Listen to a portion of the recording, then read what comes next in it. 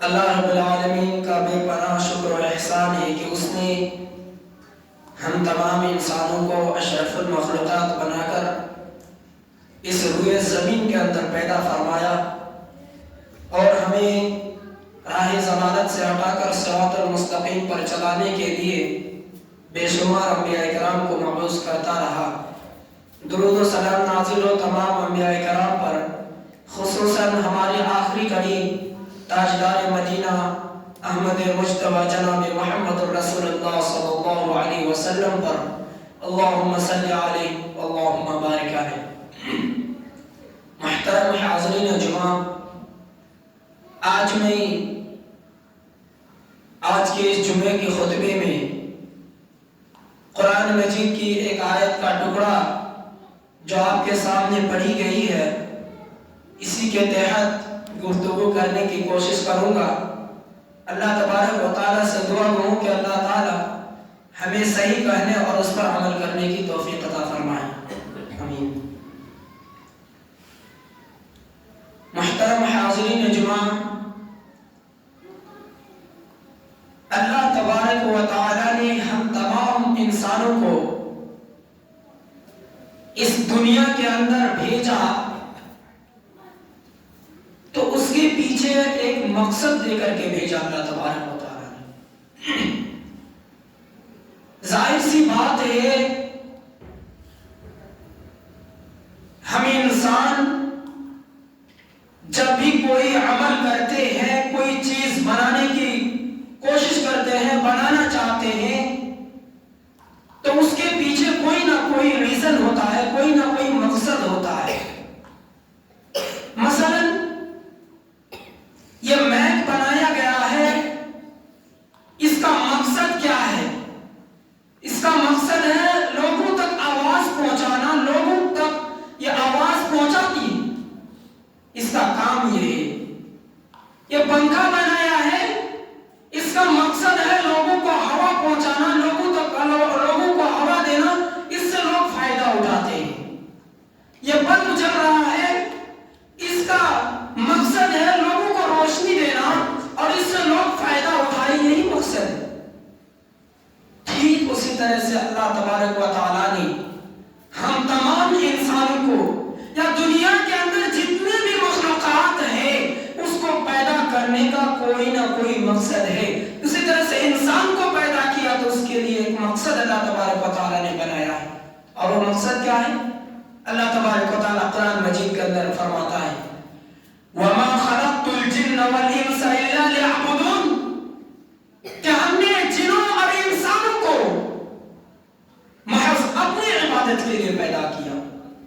اللہ تبارک و تعالیٰ نے انسان اور جنات کو صرف اور صرف اپنی عبادت کے لیے پیدا کیا، نہ کہ انسان کو بنایا کسی نے اور جا کر کے سجدہ ریز ہو جائے کسی کے سامنے۔ یہ مقصد نہیں ہے اللہ تبارک و تعالیٰ۔ اور ہمیں اللہ تبارک و تعالیٰ نے ایک بہترین جسم اور ہمیں خوبصورت انداز میں پیدا کیا، کسی دوسری چیزوں کی طرح ٹیڑھا دیکھا ادھر ادھر کا نہیں، ایک خوبصورت ڈھانچہ دے کر کے ایک خوبصورت جسم بنا کر کے ہمیں پیدا کیا، اور اس میں جتنے بھی اعضاء سیٹ کیا گیا ہے، جتنے بھی پارٹس آف باڈی لگایا گیا ہے، اس کا بھی اللہ تبارک و تعالیٰ نے ایک ایک کر کے حکمت بتایا ہے کہ یہ چیز کس لیے دیا گیا، یہ چیز کس لیے دیا گیا، یہ چیز کس لیے دیا گیا۔ آپ تصور کریں، اتنی تمام نعمتیں دینے کے بعد اللہ تبارک و تعالیٰ ہم سے کوئی چیز نہیں مانگتا ہے، ایک روپیہ تک نہیں مانگتا ہے۔ یہ میک بنایا آواز پہنچانے کے لیے، لیکن اس کو ہم خریدنے جاتے ہیں تو اس کا دام وصولا جاتا ہے۔ آپ ہاسپٹلوں میں جائیں گے، آپ کو 1 گھنٹہ کے لیے آکسیجن دیا جائے گا، اس سے آپ اس کے لیے آپ سے پیسہ لیا جاتا ہے، 1 گھنٹے کا 3000 4000 روپیہ لیا جاتا ہے۔ لیکن وہ اللہ رب العالمین جو تمام کائنات کو، پورے کائنات کو چلانے والا ہے، سارے انسانوں کو، جانوروں کو، ہر چیز کے روزی کا مالک ہے، پالنے والا ہے، رب ہے، لیکن وہ ہم سے کوئی ٹیکس اور کوئی پیسہ نہیں مانگتا ہے۔ آپ روڈ پر چلتے ہیں، آپ سے روڈ ٹیکس لیا جاتا ہے، ہمارے لیے پھیلا دیا، جاؤ روزی تلاش کرو، جیو عیش کرو، لیکن کبھی 1 روپیہ تک نہیں مانگا۔ صرف کیا کہا کہ ہم نے جو تمہیں جسم دیا ہے، تمہیں جو کھانے پینے کی چیزیں عطا کیا ہے، ادھر ادھر کی چیزیں تمہیں مہیا کیا ہے تمہیں زندگی گزر بسر کرنے کے لیے، صرف میرے سامنے سجدہ ریز ہو جاؤ، میری عبادت کرو، اتنی سے تو مانگا ہے۔ اللہ تبارک و تعالیٰ نے عقل دیا ہمیں سوچنے سمجھنے کے لیے، صحیح کیا ہے، غلط کیا ہے، سچ کیا ہے، جھوٹ کیا ہے، اس چیز کو سوچنے اور فکر کرنے کے لیے اللہ نے ہمیں دماغ دیا ہے۔ اور اللہ تبارک و تعالیٰ نے کہا افلا تعقلون، کیا تم دماغ سے کام نہیں لیتے، عقل سے کام نہیں لیتے؟ ہم عقل مند ہیں، اپنے دماغ کے ذریعے روزی تلاش کرتے ہیں، طرح طرح کی بزنس کرتے ہیں، طرح طرح کے کام میں استعمال کرتے ہیں، لیکن اس اللہ کو بھول جاتے ہیں جس نے ہمیں پیدا کیا ہے۔ اللہ تبارک و تعالیٰ نے ہوا دیا ہمیں سانس لینے کے لیے، زندہ رکھنے کے لیے، لیکن کبھی پیسہ نہیں مانگا اور کہا کہ ہماری عبادت کرو۔ اللہ نے ہمیں ہاتھ دیا ہے تاکہ اس سے ہم نیک کام کریں، لوگوں کی مدد کریں، اللہ کی عبادت کریں، نہ کہ لوگوں کو ظلم کریں، لوگوں پر ظلم کریں اور لوگوں کو تکلیف دیں۔ ہمیں پیر دیا ہے کہ ہم اللہ کے گھروں تک جائیں اور اللہ کی عبادت کریں۔ ہر چیز دینے کا مقصد اللہ تبارک و تعالیٰ نے پیدا کیا، لیکن ہم انسان اس سے غافل ہیں۔ اللہ کا خوف ہمارے دلوں میں نہیں ہے، ہم موت سے ڈرتے نہیں ہیں کہ کیا ہوگا، جی رہے ہیں،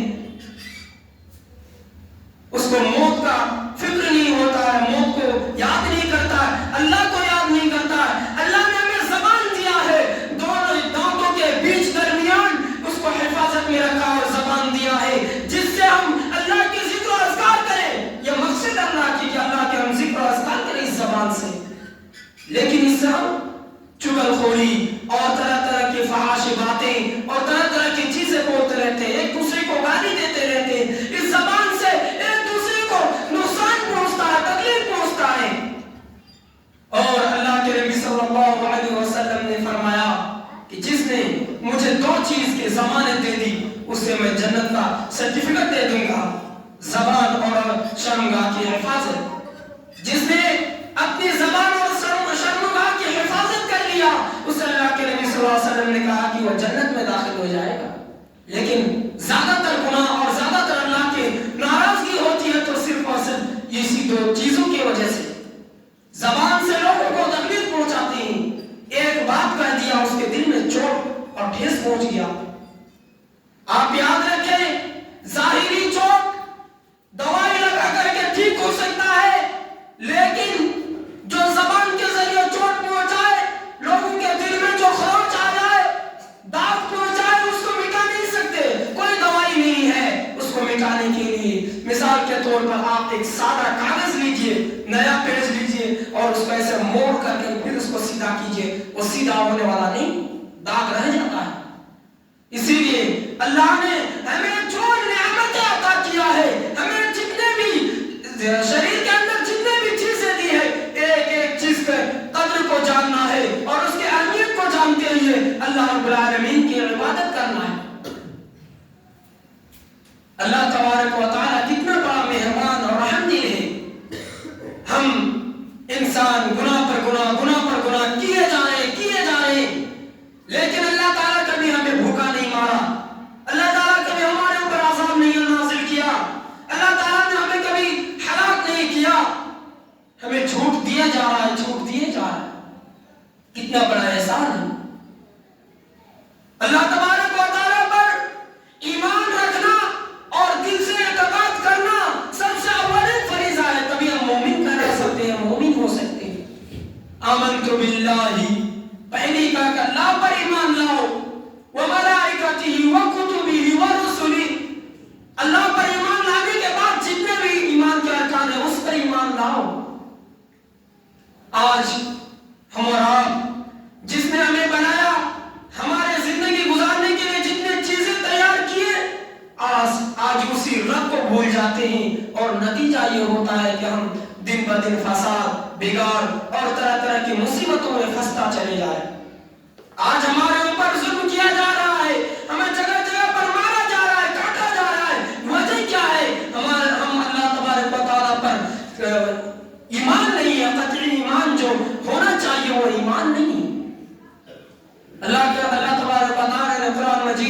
جگہ فرمایا یا ایھا الذین آمنوا اتقوا اللہ، اے ایمان والو جو ہم پر ایمان رکھتے ہو اللہ سے ڈرو جس طرح سے ڈرنے کا حق ہے۔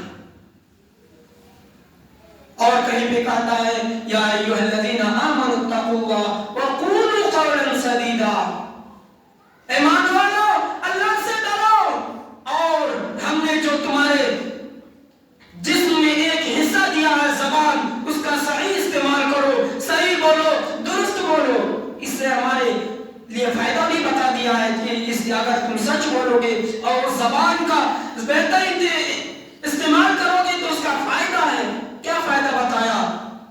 یا ایھا الذین آمنوا اتقوا اللہ وقولوا قولا سدیدا یصلح لکم اعمالکم، تمہارے اعمال کو درست کر دے گا، صحیح کر دے گا۔ اور دوسرا فائدہ بتایا ہے ویغفر لکم ذنوبکم، تمہارے گناہوں کو بھی بخش دے گا، معاف کر دے گا۔ کتنا بڑا مہربان ہے اللہ تبارک و تعالی۔ اللہ نے ہمیں جو چیز دیا ہے اگر اس کا ہم صحیح استعمال کرتے ہیں تو اللہ تبارک و تعالی ہم سے خوش ہو جائے گا اور ہمیں جنت میں جانے کے لیے ہمارے لیے راستہ کھول دے گا۔ اللہ کی عبادت کرنا ہے، اللہ نے ہمیں جو چیز عطا کیا اس کے ذریعے۔ عبادت صرف نماز، روزہ، حج، زکات یہی نہیں بلکہ اللہ کے کہے ہوئے ان تمام راستوں پر چلنا جس پر اللہ نے اور اللہ کے نبی صلی اللہ علیہ وسلم نے چلنے کا حکم دیا ہے، اور ان تمام راستوں سے، ان تمام کاموں سے بچنا ہے جس سے اللہ تبارک و تعالیٰ نے اور اللہ کے نبی صلی اللہ علیہ وسلم نے بچنے کا حکم دیا ہے۔ یہ عبادت ہے۔ ہمارا آپ آتے ہیں، نماز پڑھتے ہیں لیکن دل سے بھی نہیں پڑھتے۔ اللہ نے جو دل دیا ہے دل سے بھی نہیں پڑھتے۔ اللہ کو سامنے حاضر رکھ کر کے نماز نہیں پڑھتے ہیں، اللہ کو سامنے رکھ کر کے اور اللہ کے خوف اور اللہ کے ڈر سے نماز نہیں پڑھتے ہیں۔ آج ہم نماز پڑھتے ہیں تو استادوں کے ڈر سے، آج ہم نماز پڑھتے ہیں تو لوگوں کے ڈر سے، تاکہ لوگ ہمیں بے نمازی نہ کہیں، لوگ ہم سے ناراض نہ ہو، لوگوں کو خوش کرنے کے لیے ہم نماز پڑھتے ہیں اور اللہ کی عبادت کرتے ہیں۔ اور یہ جو لوگوں کو دکھانے کے لیے عبادت کرتے ہیں یہ شرک بن کر کے ہمارے اندر داخل ہو جاتا ہے اور ہمیں احساس تک نہیں ہوتا۔ یہ کیسے شرک بن کر کے ہمارے اندر داخل ہو جاتا ہے؟ آئیے آپ کو سمجھاتے ہیں۔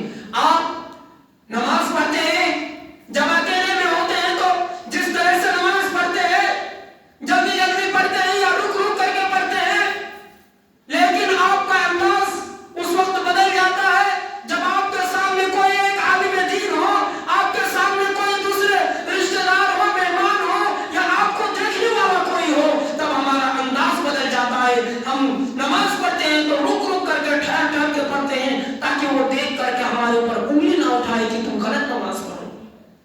یہ سوچ رہتا ہمارے دماغ میں۔ آپ بھلے غلط ہوتا ہے آپ کا نماز پڑھنا، آپ سے صحیح نہیں ہوتا ہے نماز پڑھنا، لیکن آپ اسی طرح سے نماز پڑھے، آپ اسی طرح سے نماز پڑھا کریں جس طرح سے آپ اکیلے میں پڑھتے ہیں۔ آپ کا انداز اکیلے میں پڑھنے کا انداز دوسرا اور لوگوں کے سامنے میں پڑھنے کا انداز دوسرا، یہ شرک ہو جاتا ہے اور یہ دھیرے دھیرے ہمارے اندر داخل ہو جاتا ہے اور ہمیں معلوم بھی نہیں ہوتا، ہمیں احساس تک نہیں ہوتا ہے۔ محترم سامعین، کہنے کی بہت ساری باتیں ہیں لیکن ضرورت اس بات کی ہے کہ ہم چھوٹی سی بھی عمل کریں، ذرہ برابر کا عمل کریں لیکن نیک عمل کریں جس سے اللہ ناراض نہ ہو جائے۔ یہ عمل ہم نہ کریں، اللہ تعالیٰ جس چھوٹے عمل سے بھی خوش ہو جائے وہ عمل ہمیں کرنا ہے اور گناہوں سے بچنا ہے۔ اللہ تعالیٰ ہم سبوں کو کہنے سننے سے زیادہ اس پر عمل کرنے کی توفیق دے۔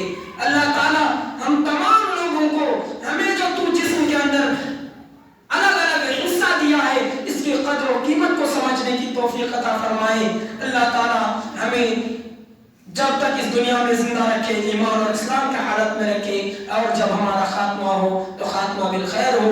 اللہ تعالیٰ ہمیں کہنے سے سننے سے زیادہ اس پر عمل کرنے کی توفیق